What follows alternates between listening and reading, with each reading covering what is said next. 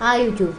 מהיום נלמד אתכם כמה דברים שמישהו מעצבן לכם, נגיד לקבל אותי את המחשב מרחוק ולגלות את ה-IP וכל מיני.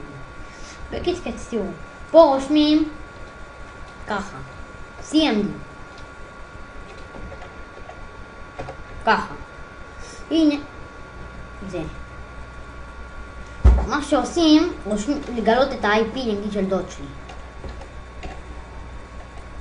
הוא רוצה גם לפרמט את המחשב, אז אני אראה לכם גם איך מפרמטים את המחשב.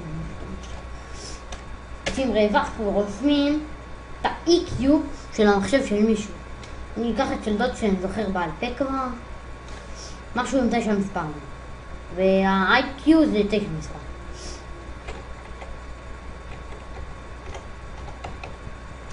עושים אנטר, טוען את הרצולוגיות.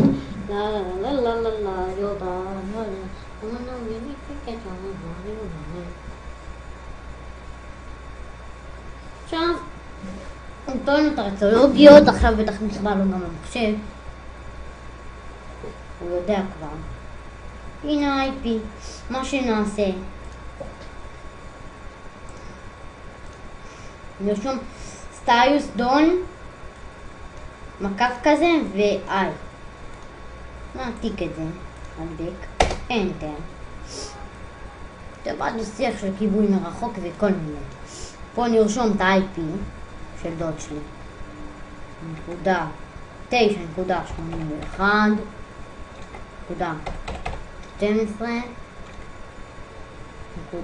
220. נעשה אישור כאן. עכשיו נעשה כיבוי. כאן זה פעולה שאתם רוצים, ביור בלתי צפוי, כל מיני. כיבוי זה הפעלה מחדש, נעשה 0. נעשה התקנה, תקשיבו, התקנה מתוכננת, זה פרמט לו את המחשב. עכשיו נפרמט לו את המחשב.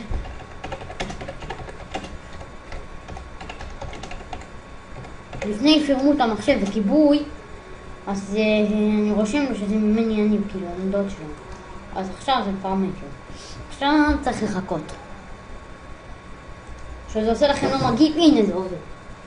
אם זה לא עושה לכם לא מגיב, אם זה עושה לכם, אם זה יהיה ככה, צריך שיהיה לכם לא מגיב כדי שזה יעבוד. זה סתם טוען לו את החרא של המחשב שלו. יש עוד כמה תוכנות שאני ודוד שבנים. דוד שקוראים לו שלום. הנה, הוא עושה את הפירמוט וגם נגמר התהליך. ראיתם? אם רשום פה את ה-EQ של המחשב, ה-53 זה התחלה של ה-EQ, גם היה את ה-EQ הזה. רואים כאן רשום 5 ו-3. אז זה אומר שזה התהליך התבצע. זהו, עכשיו נראה לכם עוד משהו. יש לי כמה תוכנות שאתם בטח תרצו.